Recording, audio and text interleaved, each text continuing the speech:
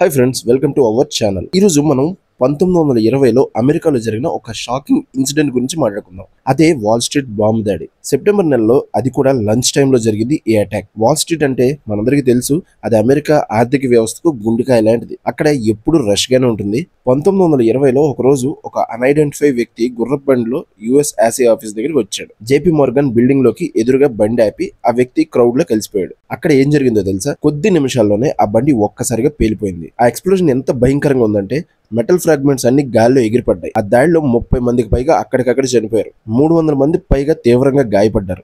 చూస్తుండగానే ఆ ఏరియా మొత్తం రక్తంతో తడిసిపోయింది. మొదట్లో ఇది ఒక యాక్సిడెంట్ అనుకున్నారు, కానీ తర్వాత అది ఒక టెర్రరిస్ట్ అటాక్ అని తెలిసింది.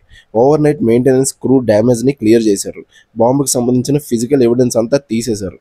అందుకే ఆ నెక్స్ట్ డే వాల్ స్ట్రీట్ మళ్ళీ నార్మల్ గా బిజినెస్ చేసుకుంది. ఇన్వెస్టిగేషన్ మొదలైంది. పోలీసులు, FBI, ఇంకా యుఎస్ సీక్రెట్ సర్వీసెస్ రంగంలోకి దిగారు. వందల మందిని విచారించారు, కానీ ఎవ్వరికి ఆ డ్రైవర్ గురించి, ఆ బండి గురించి స్పష్టంగా గుర్తులేదు. అందరు రీకలెక్షన్స్ చాలా వేగ్ గా ఉన్నాయి, యూజ్లెస్ గా ఉన్నాయి. పోలీసులు ఆ బాంబ్ పార్ట్స్ ని మళ్ళీ రీకన్స్ట్రక్ట్ చేయగలిగారు. ఎక్స్ప్లోజివ్ ఏంటనేది వాళ్ళకు కూడా క్లారిటీ లేదు. ఈ ఇన్సిడెంట్ కి ముందు ఒక మెయిల్ మ్యాన్ కి 4 ఫ్లైట్స్ దొరికాయి. ఆ ఫ్లైట్స్ లో అమెరికన్ ఆంకిస్ట్ ఫైటర్స్ అనే ఒక గ్రూప్ తామే ఈ పని చేశామని చెప్పుకుంది. ఆ ఫ్లైట్ లో కొన్ని పొలిటికల్ డిమాండ్స్ కూడా ఉన్నాయి.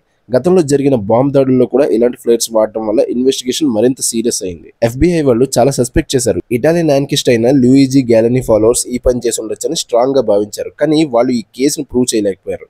అప్పటికే గ్యాలనీ దేశం వదిలి పారిపోయాడు. తర్వాత చాలా ఇయర్స్ పాటు ఇన్వెస్టిగేషన్ జరిగింది. ఎన్నో హాట్ లీడ్స్ వచ్చాయి, కానీ అన్ని కోల్డ్ అయిపోయాయి. చాలా ప్రామిసింగ్ ట్రయల్స్ డెడ్ ఎండ్స్ గా మారిపోయాయి. చివరకు ఆ బాంబర్స్ ఎవరు అనేది ఎప్పటికీ అఫీషియల్లీ ఐడెంటిఫై చేయలేకపోయారు. ఈ కేసు ఇప్పటికీ ఒక అన్సాల్వ్డ్ మిస్టరీగానే మిగిలిపోయింది. దీని గురించి మీరేమనుకుంటున్నారు? నిజంగా ఆంకిస్ట్ దాడి చేశారా, లేక వేరే వాళ్ళ హ్యాండ్ ఉందా? కింద కామెంట్ సెక్షన్ లో మీ అభిప్రాయాలు తెలియజేయండి. అలాగే ఈ వీడియో నచ్చితే లైక్ చేయండి, మీ ఫ్రెండ్స్ కి షేర్ చేయండి.